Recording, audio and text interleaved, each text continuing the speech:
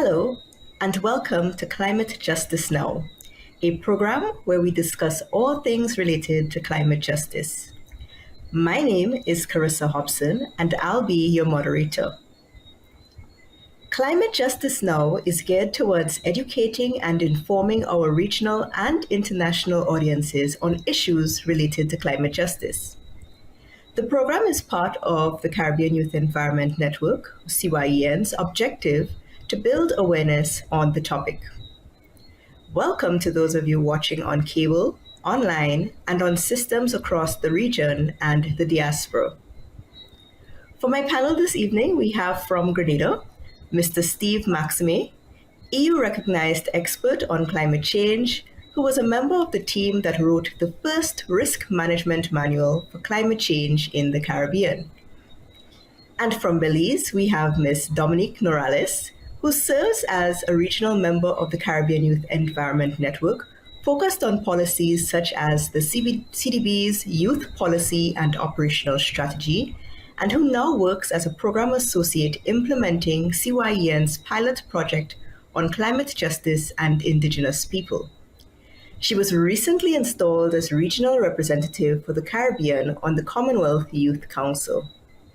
Last, but by no means least, we are joined by Ms. Shannon Weeks, a youth environmentalist who is currently the national coordinator for the Caribbean Youth Environment Network in Barbados and has a background in environmental science and biology. She is passionate about learning and environmental education.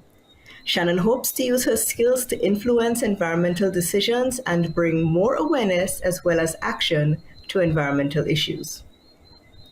We say thanks to CYEN for its assistance in facilitating this program and also giving youth a platform to share their views, along with the work they are doing as it relates to the issue. CYEN's work on climate justice in the Caribbean is made possible through the generous support of the Clara Lionel Foundation. Stick around for the next 60 minutes as we chat about climate justice in the Caribbean. We need climate justice today. Climate justice now.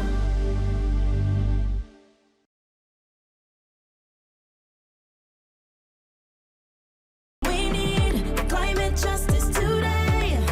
Climate justice now. Welcome back to our program.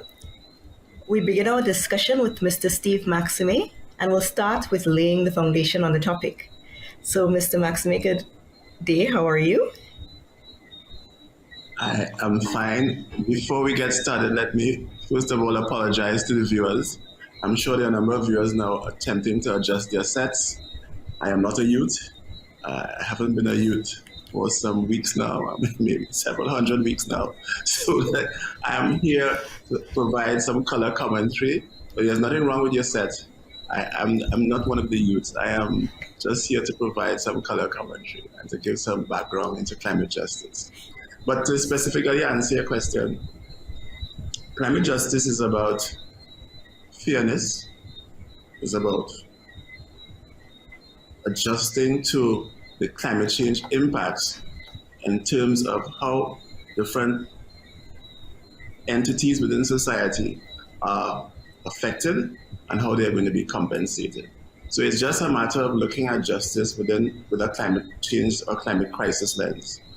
Climate change, the climate crisis has led to a lot of impacts, and these impacts are not being felt equally across the global north or the global south.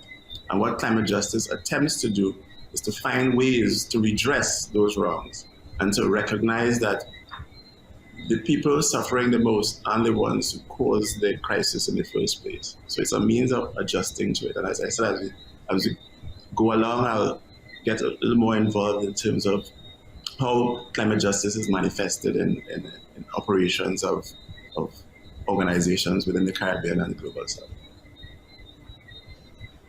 Okay, Mr. Maxime, so thanks for that. I have a question though. So why is the topic of climate justice crucial for our region? It's crucial for our region because we are experiencing the impacts of the climate crisis, whether it be sea level rise, increased temperatures, extreme events, and we need the resources to deal with it. And those resources ought to come in a just society. They ought to come from the perpetrators, so that one can look at climate justice in a retributive sense, in the sense that, okay, we are looking to punish the people who caused the problem. There's also a distributive angle to it, in the sense that you want to be able to provide the people who are suffering the most or being affected the most with the resources, the goods and services to adapt and to mitigate. And as I said, we'll in more detail a little later. But it's crucial because we are feeling the effects now, not just in the Caribbean, but in the Pacific as well. You have a number of people living on atolls, these low-lying islands, and they're literally going to disappear. I mean, talk about the Maldives, talk about what's happening here in the Caribbean as well. So it is crucial, it is urgent. There is a recognition that there's loss and damage, and when you have loss and damage, then there must be some means to compensate for infringing on those, on the rights of every human being on the planet. Okay, so it sounds as though things are critical for small islands like the Caribbean region. And you spoke about some of these effects of climate change. So what are the effects that we are trying to address, and how is the climate justice aspect of that affecting our ability to address it? Okay, great. So we are being impacted. The climate change impacts take a range of forms. There's sea level rise, there's saltwater intrusion, drought, extreme events, our inability to secure food for ourselves. In other words, there's a nutrition and food security dimension to it, in that our agriculture is more difficult, whether in terms of the droughts, the increased wind patterns, and so have changed the circulatory patterns, so that you have now the egress or ingress of exotic pests and diseases that we were not prepared to deal with as yet. So that we have all of these impacts operating all at once. And we have to now either adapt in the sense of finding ways to literally survive. And also we have a commitment to mitigate. In other words, we have a commitment to reduce the greenhouse gases that cause the problems in the first place, that cause the global warming in the first place. So we are being asked to address some of these concerns, some of them from a purely survival point of view, because, I mean, it is a matter of life and death. It is no longer climate change, it is a climate crisis. So we know, we experience it every day. We know that things are changing, that we are in crisis mode, and we have to find ways, mechanisms to find the resources to do it. As in, climate justice, appeals to climate justice is just one aspect of how we find the resources, the goods and services, to take us out of this very deep pit that we have fallen into due to no fault of our own. And we are going to require assistance, not just from a humanitarian point of view, but in terms of people addressing or redressing the wrongs that they have committed. Okay, so I have one last question for you, just to drill down a little bit into what you just said. So you spoke about resources and we not having the resources that we would need to address climate change. Can you just elaborate a little bit on what some of those resources would be that we would be looking for as Caribbean small islands? Yes, and as I said, remember, this is not about going cap in hand begging for the resources. We are literally entitled. There's a concept of atmospheric commons. In other words, we share the atmosphere with countries all over the world, right? So when you have countries in the global north polluting, emitting all those greenhouse gases, causing problems for us down here, there's a moral responsibility on their part to assist. There's a moral responsibility. If you think in terms of fairness and the old concepts of justice, there is a responsibility on the part of the polluters in the sense of a polluter pay type policy. When, even in a local context, if you have someone polluting your rivers, then there's a certain moral and legal responsibility for them to help redress it. And it's the same thing with atmospheric commons and global commons. we have not been the ones, the major perpetrators. But now that we are in a position where we require their assistance, then there's a moral, legal, fairness, retributive, restorative responsibility on the global south to assist. As I said, it's not a matter of going cap in hand. It's not as if, you're begging them, but there is a moral responsibility on their part. When I say there, I mean global north and some of the major polluters in the past. So as I said, I want to drill down on this point that this is not about going cap in hand, right? There are mechanisms and justice principles that we are appealing to in terms of getting the redress that we need. And the resources will come in a sense of financial resources. But let's be quite clear. When you see a ribbon cutting ceremony or some sort of ceremony from the global north where you hear that a country, let's say Grenada or Barbados, is awarded a grant of $200 million US dollars. Those $200 million US dollars don't just go into the central bank and accumulate interest. We are going to have to use those $200 million US dollars to buy goods and services from the same countries that have caused the problem in the first place. So as I said, climate justice, like ordinary justice, must not only be done, it must be seen to be done. And that is where the conversation widens in terms of, it's not just a matter of you coming and cut a ribbon and providing us with resources, but it has to do with the moral responsibility on their part. So the resources may come in the form of funds, adaptation or mitigative funds, but it's really goods and services that we are buying. And as we continue this discussion on climate justice, we will see where we should really be providing some of those goods and services ourselves. In other words, you don't want to be paying the person who caused you the pain to help solve your problems now, right? As if I can be very, very crude, it's think of it. Think of you walking down the street minding your business, and someone walks up to you and slashes you. I mean, anybody anywhere in the world will realize, okay, that's wrong. I didn't do anything. You slash me. I take you to court.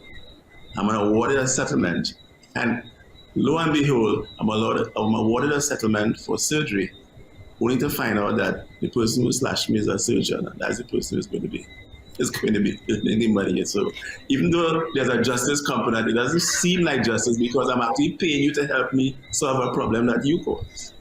So when we get further into the discussion, I hope my more learned younger colleagues will be able to take us through that. And I once again, I apologize to the viewers who came in expecting to see youths only. Thanks so much, Mr. Maxime. But you see, now you've caused me to want to ask one other question. So I kind of want to get a better sense from you in terms of this concept of climate justice. Is it a new and emerging concept? We know how these things go. Something pops up today, something goes away tomorrow. So is the idea of climate justice new? And if it's not new, where would you say are we in the process of seeking justice for climate? In the continuum.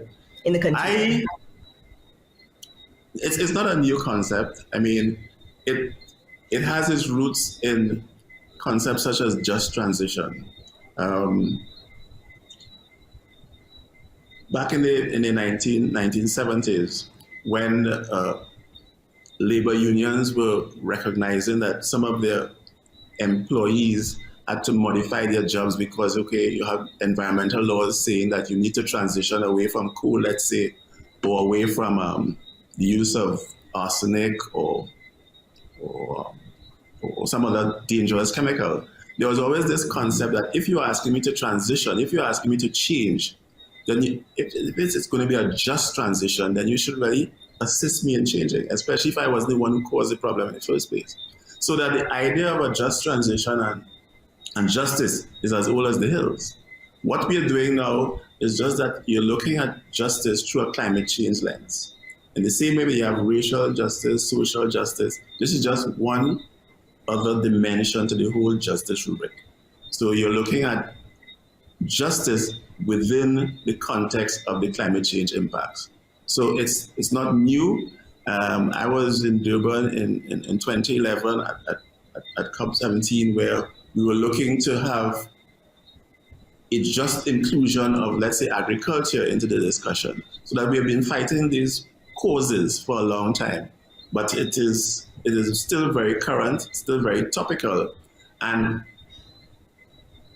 I wouldn't say we're halfway there as yet. In the same way that the civil rights movement and everything takes time, this whole idea of a genuine climate justice is going to take time. And when you talk to the negotiators at the COP meetings, you will realize that the idea of loss and damage tends to be hidden under the weeds, because the global north tends not to be too interested in how are we going to compensate people for something that we caused, that they were just literally the innocent victims of. So I hope I didn't preach, but that is where we are now. Mr. Maxime, thank you so much. I think you started us off on the right foot. We are really ready to get into the conversation. So we'll take a short break now and we'll resume in a while. We need climate justice today. Climate justice now.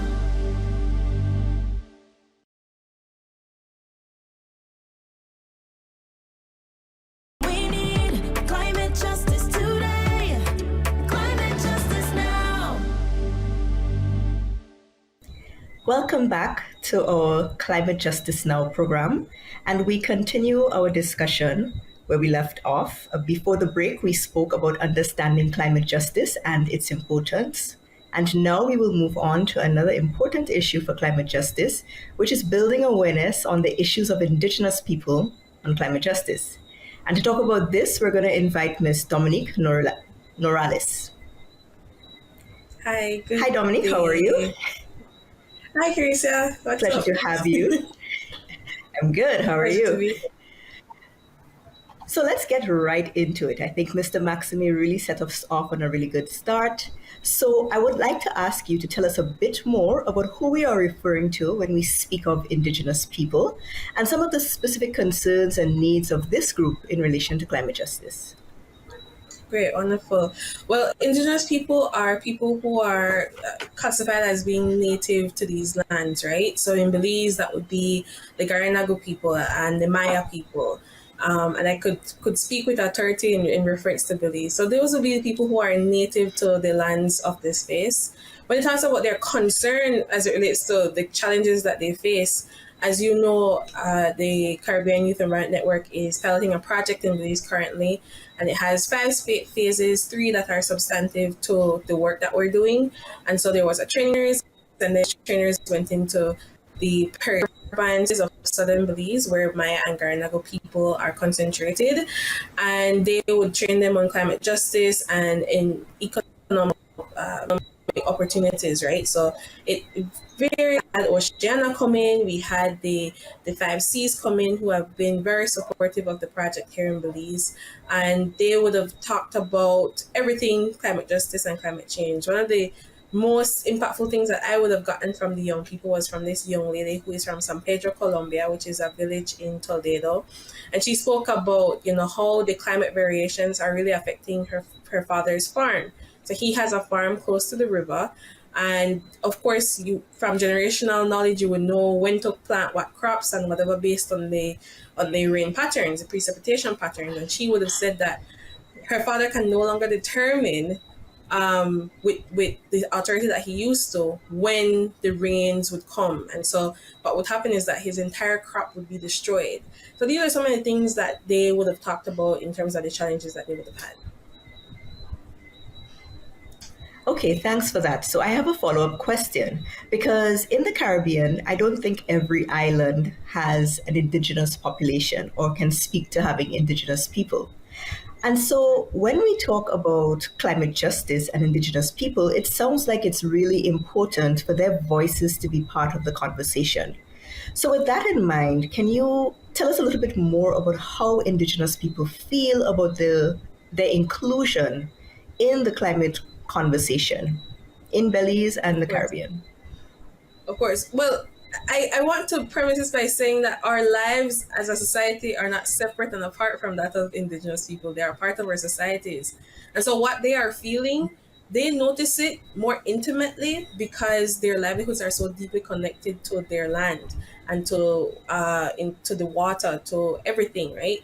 Of course, it still affects us in the urban areas, but we don't see it because, well, maybe our lives aren't as intimately connected. So I don't want us to think that, oh, well, it's only Indigenous people that are facing these challenges. It's all of us. Um, when we talk about, the challenges that they face, we talk about the Maya land rights situation.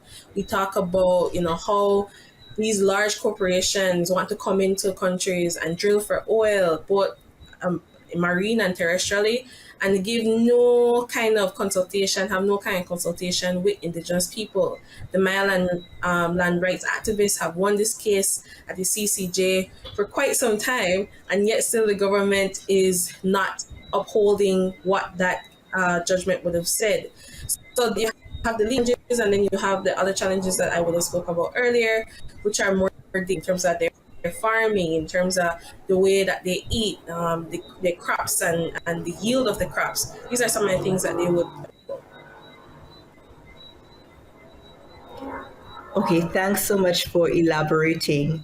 I would want you to dig a little bit deeper, though, as we speak about Indigenous people, because yes, I think in the Caribbean, all our lives are tied to the land, but the lives of Indigenous people, the way we understand it, is a bit more. And so, can you speak about specific instances where Indigenous people have a, I like to say, space at the table to discuss their issues and be heard and have their, because they have solutions as well, have their solutions incorporated? When it comes to space at the table, that is something that is constantly being worked at. I know the GFSGP has this Indigenous peoples and community conserved areas that they speak about that aren't necessarily protected areas or preserves or conservation areas, but there are areas that we know that have been taken by people for time. In Belize, particularly, what is happening is that there's no Ministry of Indigenous Affairs. So now they're given a sort of political mandate. Our Indigenous councils have been very strong, so they get subsidies from the government, that sort of thing. But even so, you still face these challenges, right? Our Governor General now is a Maya woman. There's, even with all of that political power, or that said political power, there's still challenges that are faced. And so, seat at the table is something like for young people, like for every minority group, every vulnerable group, is something that is constantly being worked at. I don't think it's where it should be. I don't think we have done our work across the region to acknowledge what a great contributor Indigenous people have to the way that we live, to the conservation of life as we know it, and to really this thing that we talk about, which we can speak about in the lens of colonialism and the rebranding of colonialism, but tourism as well. This is what we still want to, and so for us as a region not to acknowledge the value that Indigenous people bring to the space is something that is quite disgraceful. Okay, thanks very much for that response.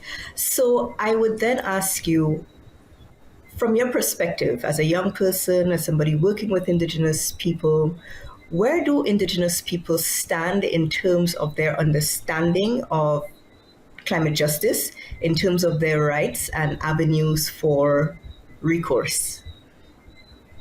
Well, from the project, I can tell you that young Indigenous people are beginning to learn their place, because I was quite inspired over the last 2 weeks, because that's when we were in Dangriga, which is in Stan Creek, and then in Punta Gorda, which is in Toledo. And we had not a group, but we had a very substantive group come to us, and they didn't understand where they sat in the global and national scale of climate policy. And to hear their conversations after, when we were having lunch together, when we were traveling, doing interviews, that sort of thing, to hear their level of conversation, I think they're beginning to be aware. And the projects that they will submit to us for small seed funding, I think will reflect that. There is this group from San Pedro, Colombia again, who want to continue their work, because they're already doing work, which is awesome. continue their work with women farmers and making sure that they have sustainable agricultural practices on their farms.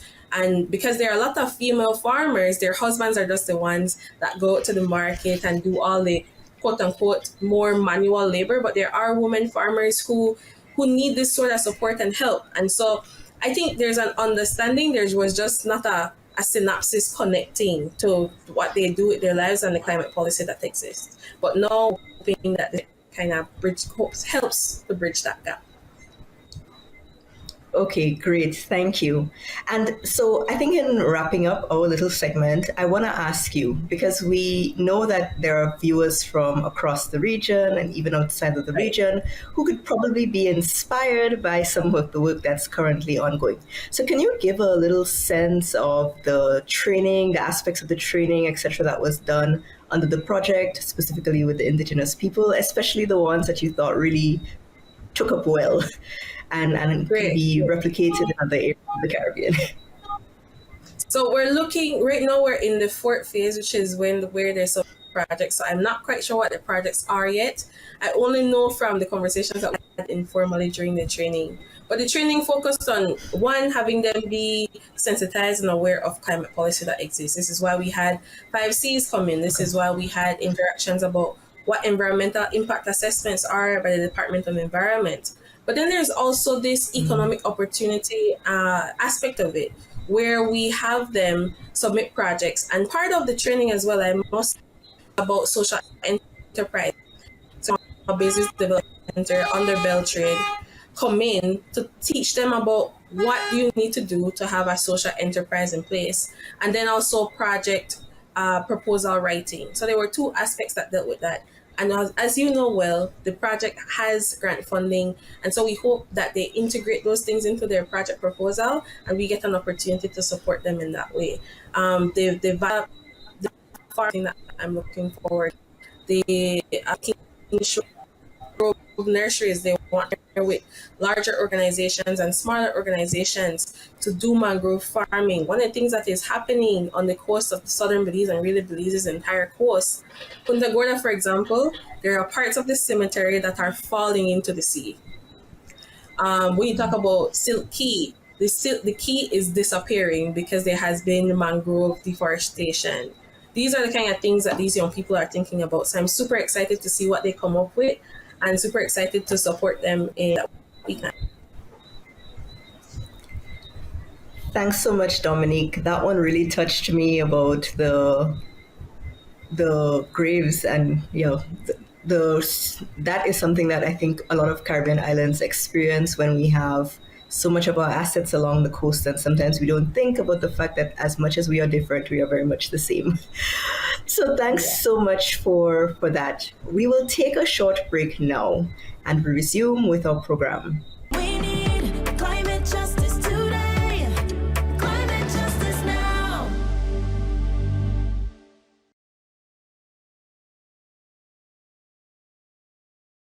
We need climate justice today. Climate justice now. Welcome back to all our viewers to our program on Climate Justice Now. We've already dealt with topics of introducing climate justice and delving a little bit more into Indigenous people in the climate justice space. Now we're going to move on to the findings of a climate justice research that's been undertaken in Barbados. And we're going to speak to Ms. Shannon Weeks about this. Hi, Shannon, how are you? Hi, Carissa. I'm fine. How are you? I am great, and I'm so excited to hear more about the research that was done in Barbados. So let's go right into it. Can you tell us briefly about the climate justice research that was undertaken, and what exactly were you looking for, and what were some of the findings that you found? So on May the 28th and 29th of 2022, CYEN in Barbados carried out a survey on climate justice at AgriFest. And it was basically to get the public's perspective on climate justice and how they believe that they're affected by the issue, if they were being affected, and how they think that they can help mitigate or alleviate the issues of climate justice. So we had a total of 301 surveys, and out of 301, all were completed, and females accounted for 53.1% of the responses, whereas males had accounted for 37.8% of the responses. A majority of the respondents were from the 49 plus age group, and which was then followed by the 19 to 24 age group or age range, and the 25 to 30, followed by the 31 to 36, and then the 37 to 42 age group. The least responses came from the 13 to 18 age range. So we had asked persons what to select 3 climate change issues that had concerned them the most. And the top 3 selected issues were: 1, increasing global temperature, which had a percent of 18.1%, water availability, which has 17.3%, and rising sea level, which had 15.3%. Within these selections, climate justice was also one of the issues that were listed, and it was very interesting to note that only 5% of the respondents thought that it was of most concern to them. We also asked persons if they had ever heard about climate justice, to which majority, 67.8% of the persons said that they had never heard about it, while the remaining 31.4% said that they did hear about climate justice.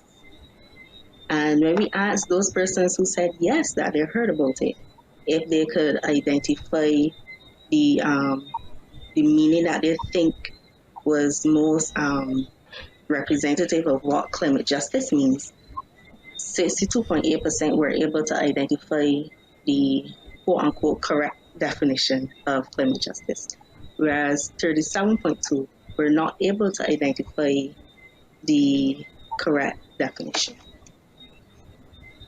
And we had also asked if they were concerned or how concerned were they about climate justice.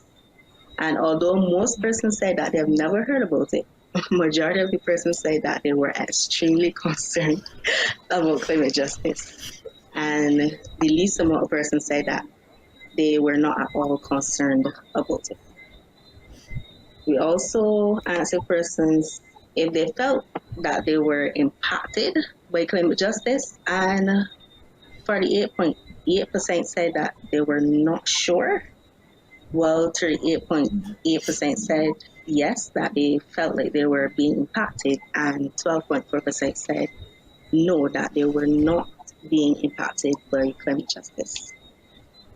So those persons who indicated that they were being impacted, we then asked them in what areas were they being impacted, and most persons indicated that they were being impacted by health, followed by their lifestyle, and the least selected option was recreational activities. Then we went to ask persons if they felt like they could influence decision making, implementation, and advocacy as it relates to climate justice. Most persons said maybe, 29.7% said yes, and 22.5% said no. It should also be noted that majority of the yeses from this question came from the 49 plus age group. And this outweighed the youth categories, which were between the 13 to 18, the 19 to 24, and the 25 to 30 age ranges. So although, it's good that the older generations, know for certain that they can influence these processes relating to climate justice, I think that the youth should also feel just as confident and certain that they too can influence these processes, as they're the ones who will, eventually have to pick up the mantle to ensure that policies, whether they're related to climate change or whatever they may be related to, are made in the best interest of everyone, that resources are available, and that there are enough for the present and future generations. and that the voices of the disadvantaged or minority groups are heard, but not only heard, but they're also empowered and feel that they can, take action and speak out about issues that are affecting them. Thanks so much, Shannon. That was really interesting. I think that's some riveting information that's coming out of Barbados. I am curious, drilling down a little bit into the information that you provided, because you spoke about the over 49 age group being the ones to really know more about or being more positive about being able to influence policy in their country. Did you also find that in terms of just general understanding of climate justice, there was this age discrepancy between the ones who understood versus the ones who did not? I don't think from the results there were not any age discrepancies. It varied based on the age range. I think it may be just depending on persons who may, hear about the issue more often, maybe do further research, or maybe it may also depend on their academic background. Okay. Thanks for that. I think we can certainly learn a lot from the research that was done in Barbados. And I'm curious now in terms of where this research goes next. So we have this information. What's step 2? Can you elaborate a little bit more on that? Sure, no problem. Well, from the results of the survey, we would do a report on the findings, and hopefully we could share this with the general public in a more concise manner and a more information friendly or accessible friendly to persons who may not understand the academic genre that we may use, so that they could, learn more about the issue at hand. And it would also be in our best interest that from the results that we saw in the survey, that more national programs may need to be, implemented and carried out to inform and educate people about climate justice and why it's so important. We also may need to get them. We may also need to be geared at telling people, what are some of the actions that can be taken against climate justice. For example, the governments, even charities or non-governmental organizations can ensure that vulnerable communities are able to, withstand the impacts of climate change issues, such as flooding or drought, and that they have, the same access to everyday resources, such as food or water, like any other vulnerable community or groups in the island. The programs or messages should also inform persons of what the impacts of climate justice may look like. Because when we did the survey, a lot of persons were not sure if they were being impacted. And I think that's because they may not necessarily know what are these impacts or what these impacts look like. So if we could, get some programs going of how they're impacted, that would be great. So, for example, their livelihoods can be impacted, as was the case in Jamaica for some small farmers. So, in 2014, Jamaica saw one of the worst droughts in 30 years, which led to a 30% decrease in production, resulting in the livelihoods of small farmers who depend on agriculture to be disrupted. So, therefore, it is important that the livelihoods of vulnerable and disadvantaged communities or persons be sustained, or that alternatives be put in place so that they, will be able to withstand and bounce back, quote unquote, from the impacts of climate change. Okay, thanks, Shannon. I have one other question for you, and this is to satisfy my own curiosity. Prior to having undertaken the research in Barbados, what would you say has been the level of national education as it relates to climate change and climate justice? And is are these topics discussed in the national fora, in the media, in public spaces where persons can participate, or is that something that needs to be worked on? So, what kind of knowledge do you think people who are coming into this from the national level have they been? Are there programs that do exist that persons could be involved in, or is that something that we're also seeking to build coming out of this? Well, there are.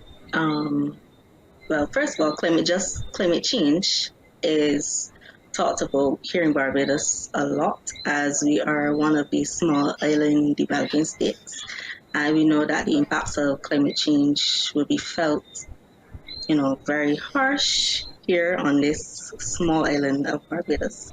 So I think that persons have the general idea of how we can be affected by climate change on the island.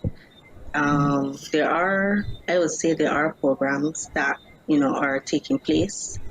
The government does talk about climate change a lot, but climate justice in particular is one issue that has not been, talked about among like the youth. And I think that we need to have more programs in place so that we could get the youth input and the general public as well about what do they think about climate justice, if they even heard about it.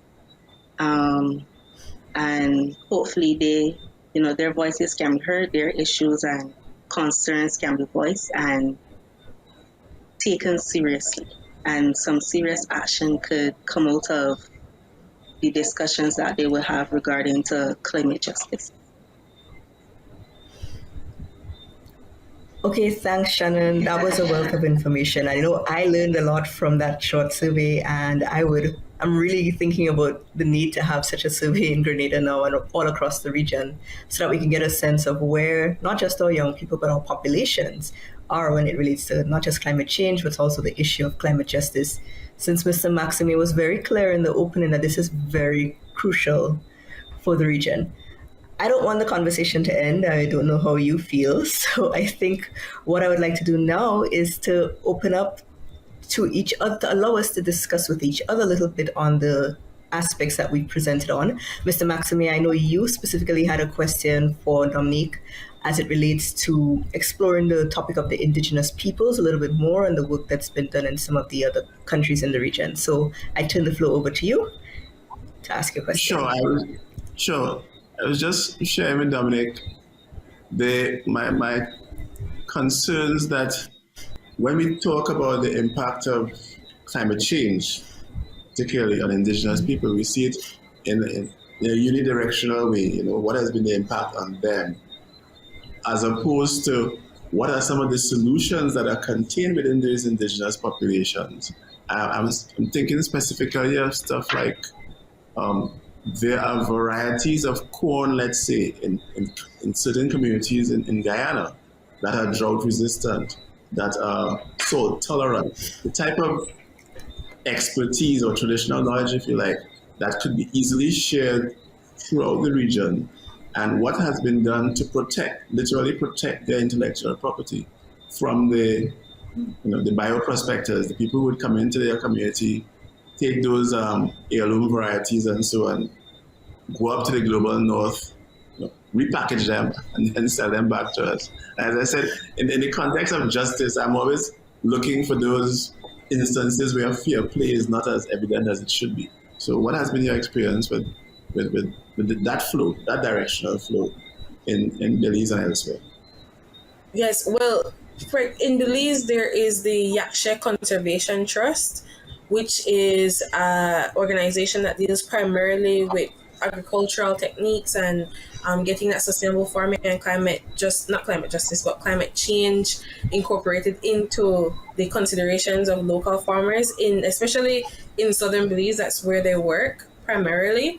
And so I know they had a program, and I learned this when I sat on the GF-SGP national steering committees, that what they do with farmers is, of course, they teach them the sustainable farming techniques, but they also, get knowledge from them that they put into, I think, what they call like this anthology of Indigenous knowledge, especially as it relates to agriculture. So that's one of the things that I know Yaksha is doing. When it comes to Garifuna, the Garifuna communities, we focus primarily on, well, I know a project that is happening right now, that they're focusing primarily on, the way that cassava is responding to all the changes that are happening as it relates to more rain or less rain, and then all of this rain that's happening. So that's what the two communities are primarily doing. One through Yakshe, dealing with, the consolidating indigenous knowledge as it relates to agriculture, and then the Garifuna community is looking at, what is our mainstay of cassava and cassava bread.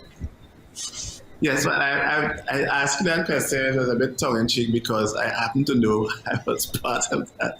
I was part of that project some years ago. So I was very not wanting to tell tears out of school.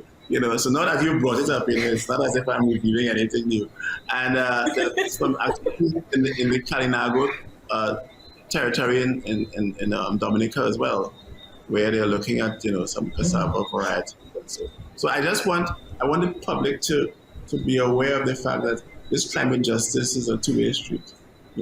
Right. Not only do we have to be treated fairly in terms of how we adapt and mitigate, but we have to be treated fairly in terms of the solutions that we come up with.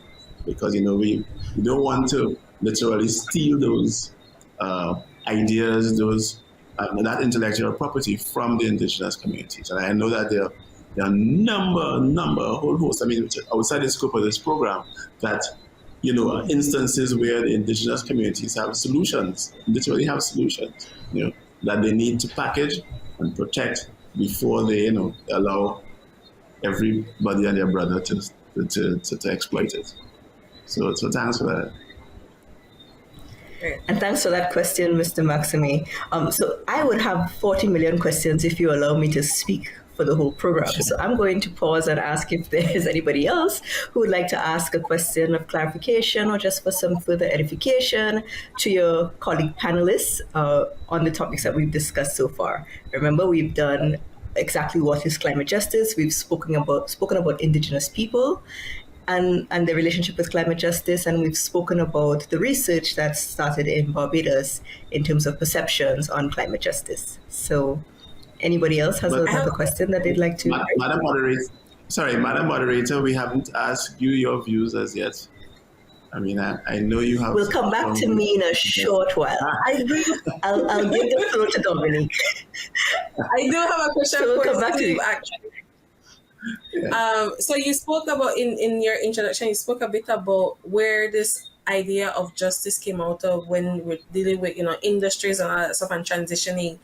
Do you know if there's any sort of contemporary examples of how climate change is affecting the way labor rights are being shaped and carried out today, particularly in the Caribbean? I know we deal a lot with tourism, and tourism is deeply tied to our environmental system. So do you know anything about how that labor and climate change is happening? I'm beginning to feel that you peeked into my private life, because I'm right smack in the middle of preparing for a regional conference on just transition into the green economy. So that has a lot of implications for people in transportation, people in energy, but more specifically in the tourism. The tourism product is one that is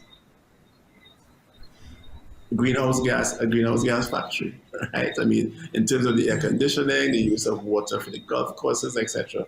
And I can tell you that there are a number of initiatives going on, as I said, which will be outside the scope of this program, but just to let the viewers know that it is not a foreign concept. It is not a concept that has not been explored. The Cipriani College of Labor and Cooperative Studies is going to be hosting a major regional effort on just transitions throughout the various economies. But just to stick to your original question with tourism, the tourism product has been greener, or has been greened over the years, right? I'm sure we'll agree. Even long ago, long before the great hurrah about climate change and climate justice, and so you had instances where hotels got Green Globe certification, where you would see that you would go to the hotel and there'd be a a mechanism so that you couldn't leave your air conditioning unit on when you left the hotel, right? I mean, Barbados was famous for that, in the sense that, sometimes you'd have to use your key, and only if your key is in a slot will the air conditioning work. So that way you won't go outside and leave the air conditioning running.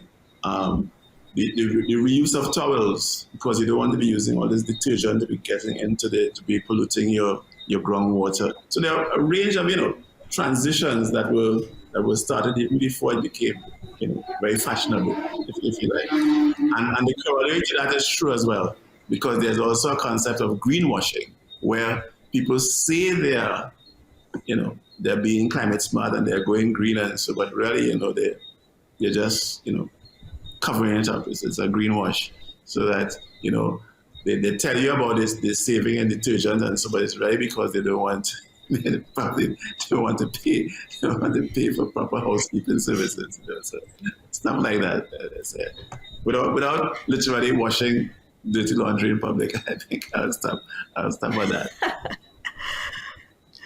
Okay, thanks, Mr. Maxime. I would like to throw out a more general question to everyone, and I'm coming from the perspective of someone who's had the opportunity to participate in the global process, the global negotiation process, etc.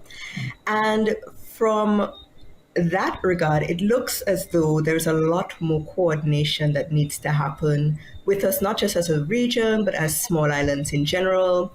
We hear the statistics that we are, something like less than 1% of the world's population, and we emit less than half of 1% of all the emissions that are driving this issue. Mr. Maxime spoke about there being solutions that can come even from our Indigenous people, so homegrown solutions.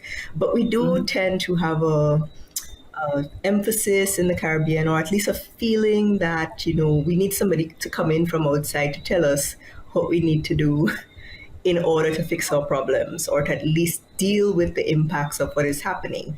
So I would love to hear some perspectives, the youth perspectives. Mr. Maxime has a wealth of experience in this field. Into how do we think we can, as a region, because this is part of the justice, we will go further together. But what is the saying? If you want to go fast, you go alone, but if you want to go far, you go together. And so we need to be looking at how we can go together as a region. So I'd love to hear some perspectives on how we can use the climate justice concept, and whether we're looking at starting a movement or something in the region to get us to where we need to be in terms of making greater impact. On the floor. Shannon, you want to start? Am I putting you on the spot? That rules me out, so. No, I said as well as Mr. Maxime. As Steve, yeah. I think you should contribute as well. Yes. So Shannon, you want to start? Sure. I think that, as I had mentioned earlier, that persons need to feel like their voices are being heard and that they're empowered. I think once this is, amplified and it gets going, persons will feel more comfortable or more confident in sharing their solutions that they have, and not just at a national level, but also at a regional level, because most of the impacts or effects that we feel may not just be unique to each territory. It may also be felt in Grenada, Guyana, Belize, wherever. So one solution that somebody may come up with in, let me say, Belize, may also be applicable to, another Caribbean island. So I think, we should maybe have forums where people could come and share ideas on certain solutions, and then you could come up with like policies, like a all-inclusive policy, just not a policy specific to one island, but also including, everybody, so everybody could work together to have some sort of unity. Yeah. Thanks, Shannon. Dominic, any thoughts? Yes, two thoughts. One, I think, and Shannon made a great contribution in having people understand, that there's work to be done. I think so exchanges are great. and the inclusion of Cuba in the things that we do. Cuba is a great country to look at in terms of, best practices, all of that stuff. I think scarcity has bred a lot of innovation in that space. And so looking at Cuba is something that we must be able to do. Beyond that, and what I tell people in every other space, no matter what you're advocating for, if it's the environment, if it's youth development, you have to understand where you stand and what policies exist and where you fit into that policy. So if it's a financial policy like your national budget, you need to, like, for example, Belize has a ministry or a department of affairs now. If you look at the national budget, there is no money for the Ministry of Indigenous Affairs.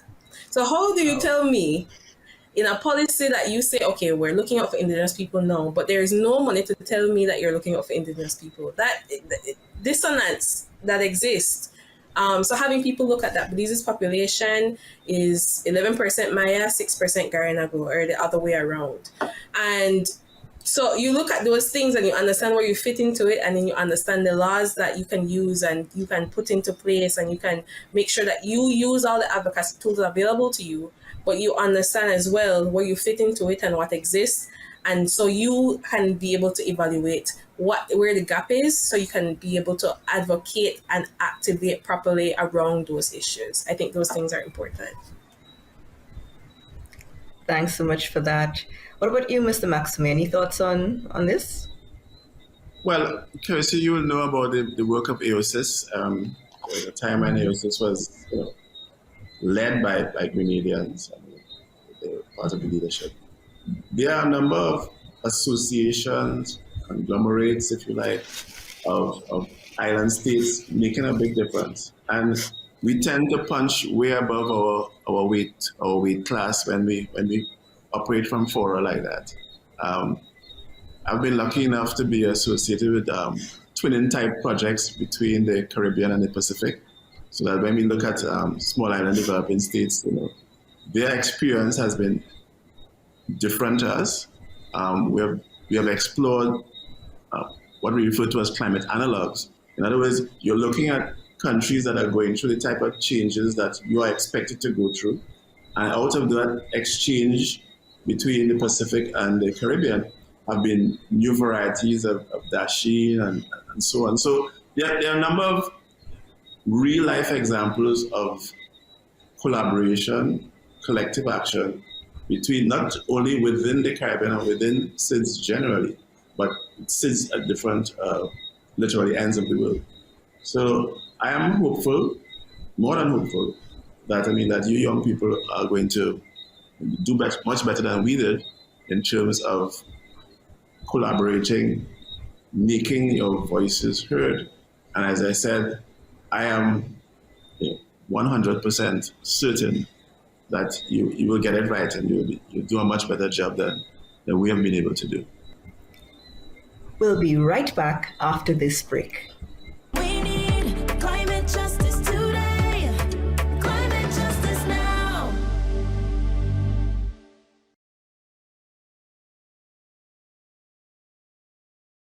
We need climate justice today. Climate justice now. Well, this has certainly been a very rich discussion. We want to thank our panelists for joining us for this conversation. We would also like to thank the Clara Lionel Foundation for making it possible for the Caribbean Youth Environment Network to put on this initiative. And we would like to thank you, our viewers, for joining us for this conversation.